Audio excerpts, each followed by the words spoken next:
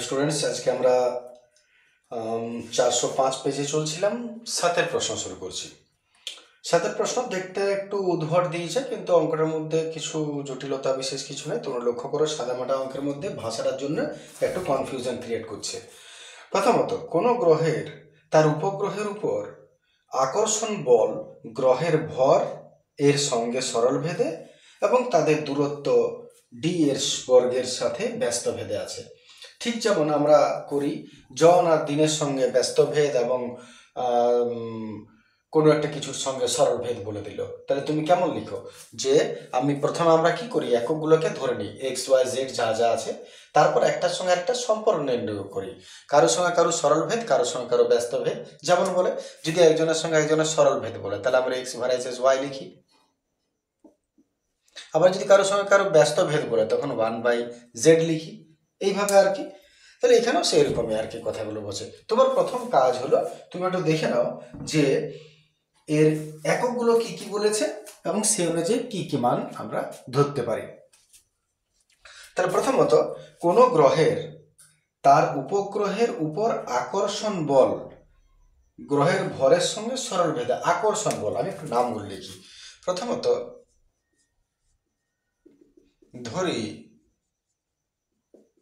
আকর্ষণ বল, একদম সহজ প্রশ্ন। দেখো, আকর্ষণ বলটাকে ধরে নাও। আকর্ষণ বলকে এফ ধরছি, ফোর্স বলে।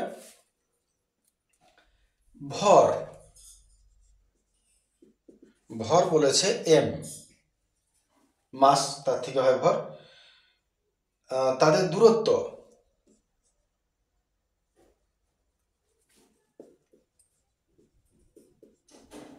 ডিস্টেন্স থেকে আসছে ডি, আর আবর্তনের পর্যায়কাল টি।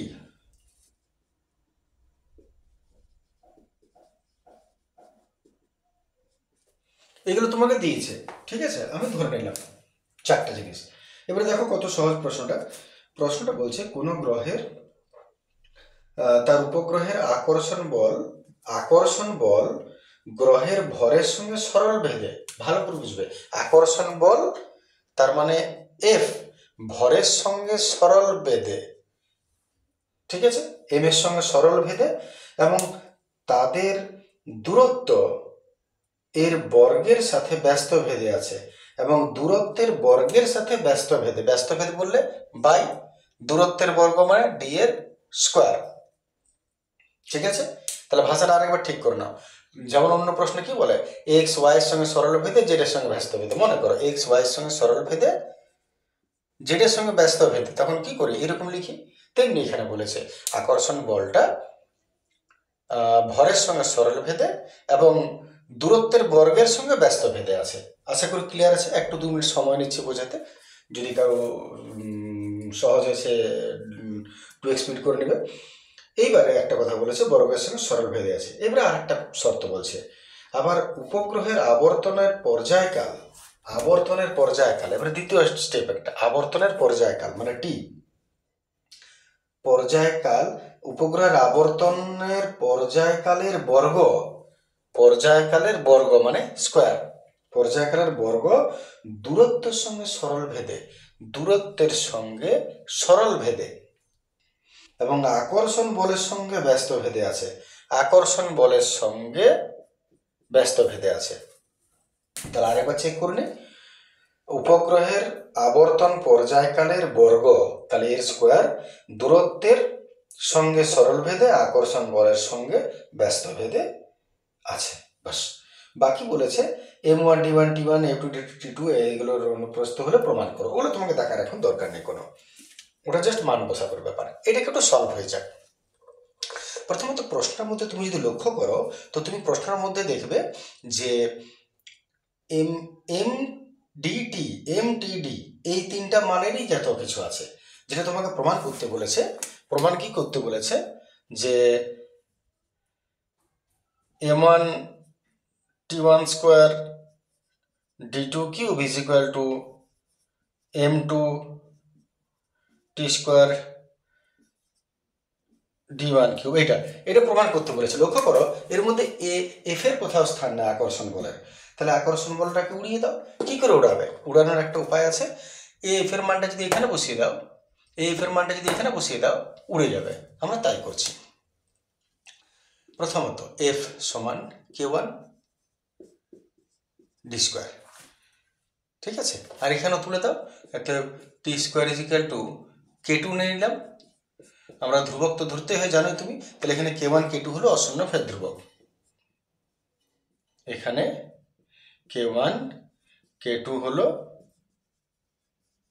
অশূন্য ভেদ ধ্রুবক। তাহলে এবারে তুমি এক কাজ করো, এফ এর মান তো এটা পেয়েছো, এটা এখানে বসিয়ে দাও, এতে টি স্কোয়ার সমান k2 D by F, F এর জায়গায় k1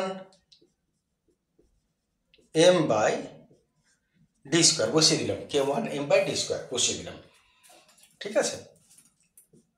মান বসেছে যেহেতু এফ সমান হলো k1 m by D square, মান বসালে লিখতে হয় একটু কারণটা। এবার এটাকে একটু সলভ করো, এটা এবার ছেড়ে দাও, এখানে T square is equal to k1 k2 k1, এটাকে নিচে নামিয়ে দাও, ধ্রুবক বুঝতেই পারছো সরে যাবে, আর এটা উপরে উঠে যাবে ডি স্কোয়ার আর d, d cube by m, ঠিক আছে।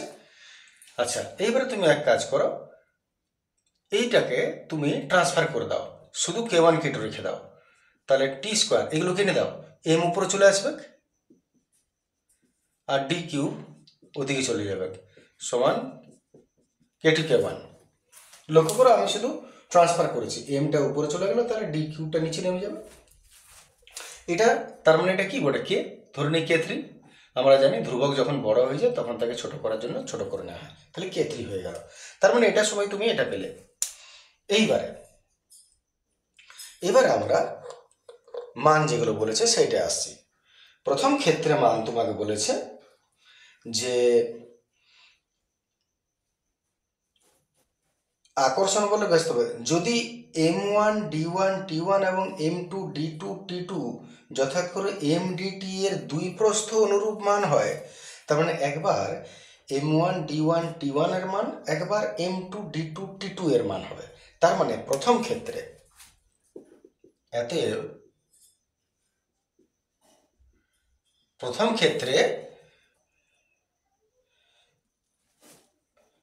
মান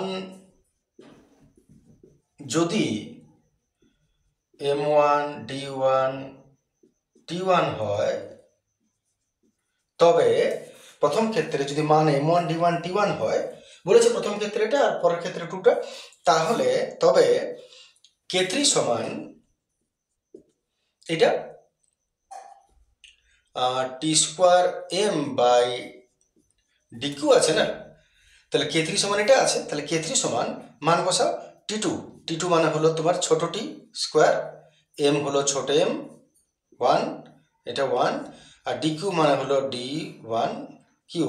দেখে নাও আমি টি এর জায়গায় টি এর মান বসিয়েছি, ডি এর জায়গায় ডি এর মান, এর এম এর জায়গায় এম এর মান, শুধু 1 1 1 লিখেছি আর কিছু নাই, বাকি স্কোয়ার কিউব যেমন আছে আছে। আবার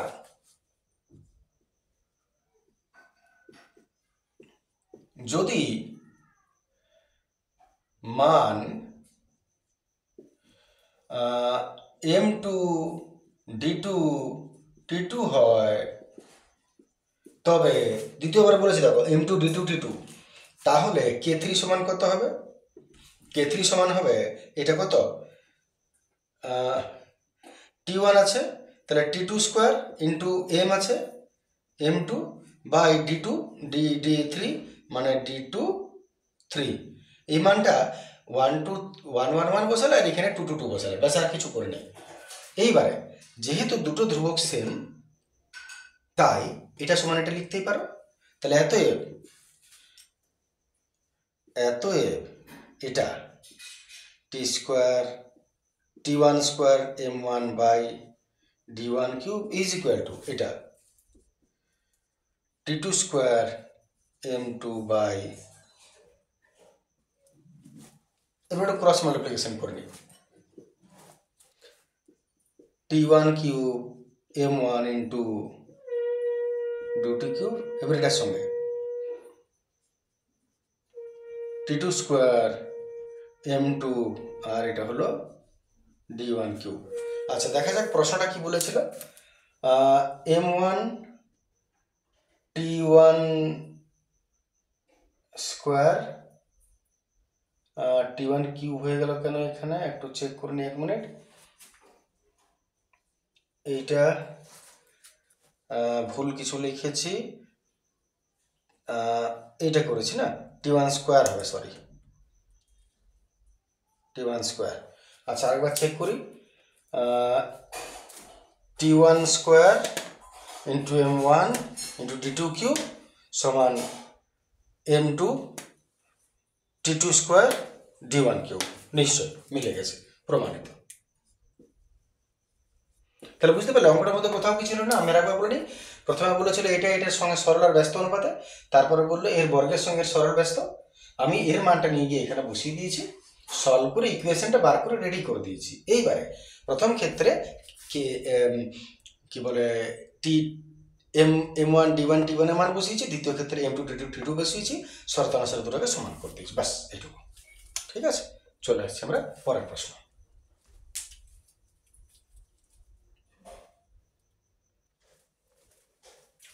চলে আসছে 7-2 প্রশ্ন। জল প্রশ্ন, পুরো কিচ্ছু নেই প্রশ্নের মধ্যে, দেখি বেদিকুটা লাগছে। আমাদের যদি দেখি তাহলে এখানে ঘনমান কিছু দেওয়া আছে, যে রুট এক্স তার ঘনমান দিয়েছে ওয়াই, তারপরে ঘনমান দিয়েছে এক্স এর, এই করে ইনফিনিটি পর্যন্ত, অসীম পর্যন্ত আছে। তো একদম সহজ প্রশ্ন দেখো, একদম 4 লাইনের প্রশ্ন। প্রথমে আমরা এইটাকে কিছুটা ধরে নিই, ধরিলাম এক্স ওয়াই তো ধরা যাবে না, ধরিলাম কে সমান পুরোটা রুট ওভার এক্স ওয়াইয়ের ঘনমান, তারপরে তোমার চলে গেল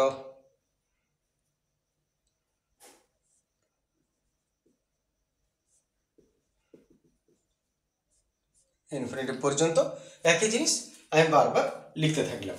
এটার মানে কি, যে অসীম চলবে। এই যে তুমি দেখতে পাচ্ছ ওয়াইয়ের ঘনমান, তার ভিতরে এক্স এর রুট, তারপরে ওয়াইয়ের ঘনমান, এগুলো অসীম চলতে থাকবে, এটা যা শেষ নাই।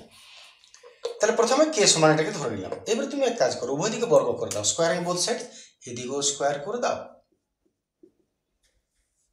এটাকেও স্কোয়ার করে দাও।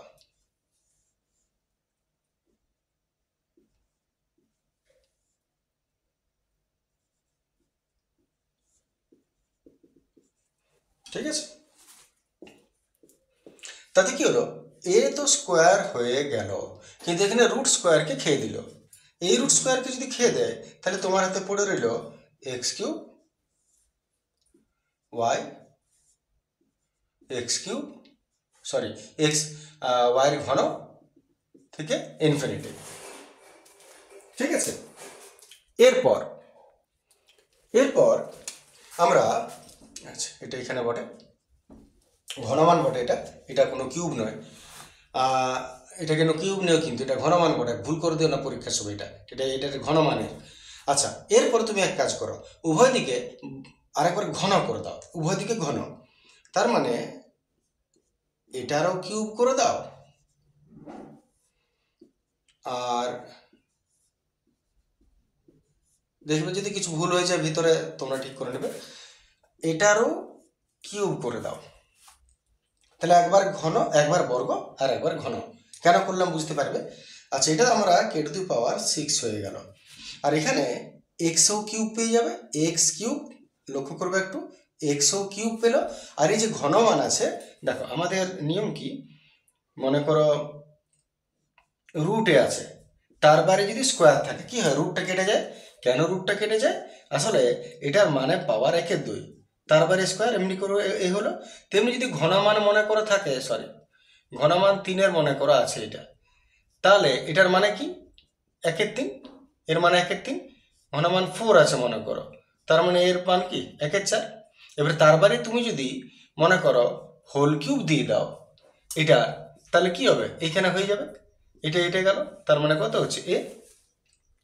ঠিক আছে না, এর ঘনমান 1/3 বটে পাওয়ার, আর বাইরে যদি কিউব করে দাও তাহলে এটা কেটে যাবে, কিউব পড়ে থেকে যাবে। এখানে সেই জিনিসটা, যে এই যে এটার ঘনমান আছে কিউব, তার বাইরে আমি কিউব করে দিয়েছি, তাহলে এই ঘনমানটা উঠে 1/3 হবে, আর 1/3 কেটে যাবে। তার মানে কি দাঁড়াচ্ছে, এ তো কিউবটা এক্স এ 1 আছে, ও তো কিউবটা পেয়ে যাচ্ছে, বাকিরাও যদি পাচ্ছে তাহলে সেইভাবে, তাহলে আমরা এইটার কিউব দিয়ে দিলাম। আর এখানে এই যে এইটা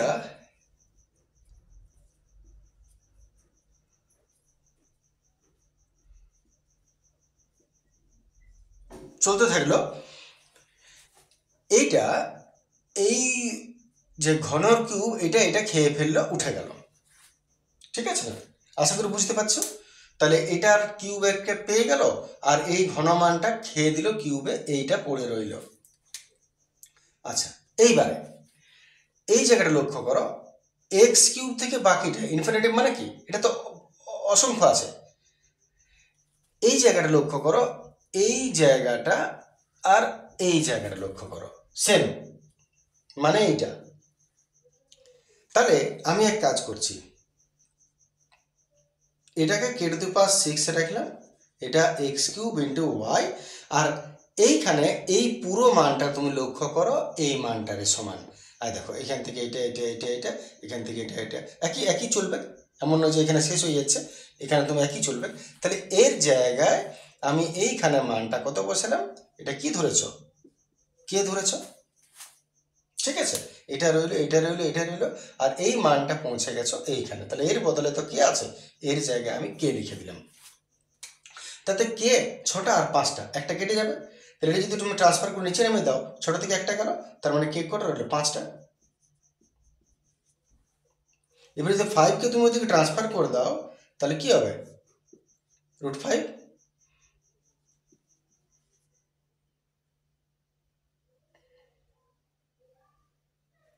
ঠিক আছে, বাস এটাই আমাদের কে এর মান, তার মানে এটাই আমাদের এর মান নির্ণয় হলো এটা, বাস। চলে আসছে পরের প্রশ্ন।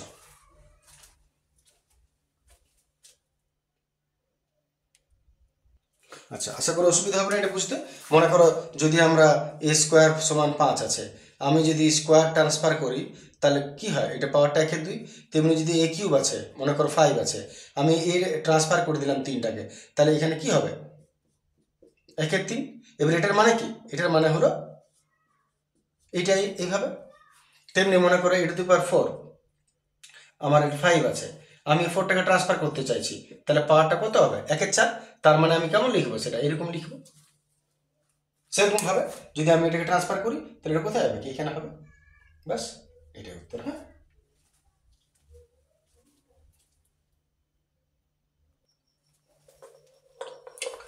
চলে আসছে আমরা 8এর প্রশ্ন। 8এর প্রথম প্রশ্ন বলছে যে যদি a/b = c/d = e/f হয়, তবে প্রতিটা অনুপাত প্রমাণ করো l e⁴n plus m c⁴n plus p e⁴n by l b⁴n plus m d⁴n plus p f⁴n তা whole to the power 1/n। তো কেপুটা সাধারণ অঙ্ক, এটার মধ্যে কোথাও কিছু নেই যে দেখতে একটু ভয়ঙ্কর করে দিয়েছে। প্রথমত a/b = c/d = a/f সমান কে ধরে নিলাম, কেপুটার অঙ্ক বুঝতেই পারছো। অতএব এ সমান বি কে, সি সমান ডি কে, ই সমান এফ কে, ফর ফর্মুলা হয়ে গেল এবিসি এসিই। এবারে তুমি প্রশ্নটা লিখো।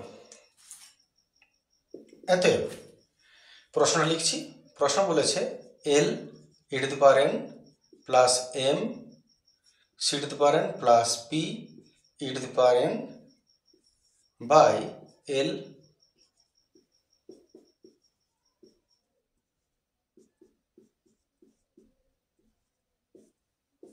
Two the power 1/n। আমাদের মান বসানোর কাজ শুরু করা যাক। মান বসানো, এল যেমন আছে থাক, এর এই জায়গায় বিকে পাওয়ার কত আছে এন, প্লাস এম, সি এর জায়গায় ডিকে পাওয়ার কত আছে এন, পি ই এর জায়গায় এফ কে পাওয়ার কত আছে এন, নিচে এল বিএন, এগুলোর কোনো মান তোমার জানা নেই, তাহলে যেহেতু জানা নেই তাহলে তুমি লিখে দাও ওটা।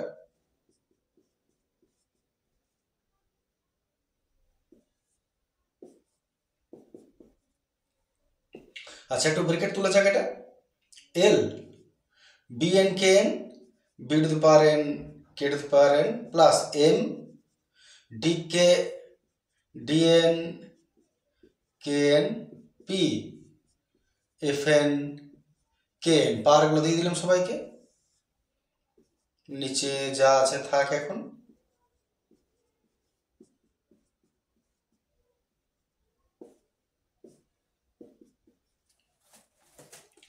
আচ্ছা দেখে না, এখান থেকে যদি কিছু কমন যায় তো কমন নিয়ে নিচ্ছি। বি কে এন কে এন কে এন তিনটা কমন যাচ্ছে, কে এনটা কমন যাচ্ছে, নিয়ে নিচ্ছি। কে এন কমন গেল, কে এন কে এন কে এন কমন যাচ্ছে, তাহলে পড়ে রইল এখানে l b to the power N plus M d to the power N plus p a to the power n by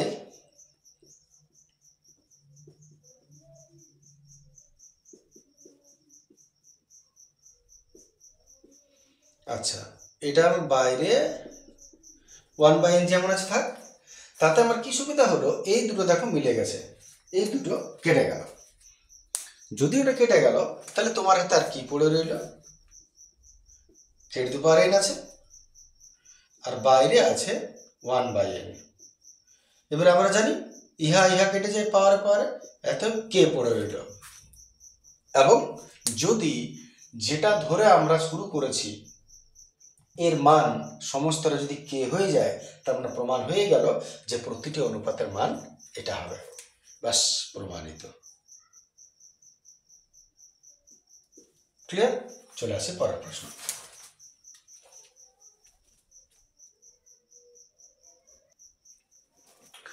8 প্রশ্ন বলছে x by b plus c is equal to y by c plus c is equal to z by a plus b হলে প্রমাণ করো দিয়েছে। আমরা একটু মানটাকে আগে ঠিক করে নিই। প্রথমত এটা সমান আমরা ধরে নিচ্ছি কে,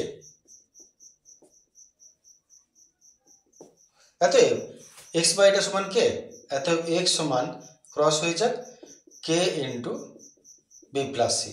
একই রকম ওয়াই সমান কে into C plus A, Z সমান কে ইন্টু এ প্লাস বি। বাস, অতএব এলএচএস চলে এসো। এলএচএস এর প্রশ্নটা কি বলছে?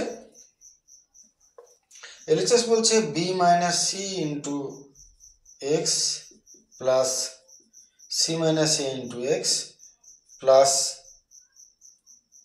C minus A into Y plus A minus B into Z, B minus C into X C minus A into Y A minus B into Z সমান 0 প্রমাণ করতে বলেছে। দেখা যাক মান কোথায়।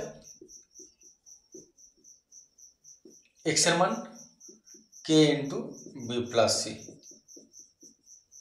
ওয়াই এর মান কে into C plus A, Z এর মান কে ইন্টু প্লাস বি। এবারে লক্ষ্য করো কেটাকে বাইরে রেখে দাও, B A plus B into A minus B, তার জায়গায় এ স্কোয়ার মাইনাস বি স্কোয়ার। কেটাকে বাইরে করে দাও, এ প্লাস বি ইন্টু এ মাইনাস বি, তার মানে এ স্কোয়ার মাইনাস বি স্কোয়ার। এটা এরকম কেটাকে সামনে এনে দিলাম, এ প্লাস বি ইন্টু এ মাইনাস বি আছে, এ স্কোয়ার মাইনাস বি স্কোয়ার। তিনটা কে কে টেনে বার করে দাও, যা পড়ে রইল লিখে দিই, B square minus C square plus C square minus A square plus A square minus B square plus B square minus B square সমান কত হলো 0। 0 সঙ্গে যে কোনো জিনিস গুণ হলে 0 হয়, সমান 0। এটা RHS প্রমাণিত। ক্লিয়ার? দেখেন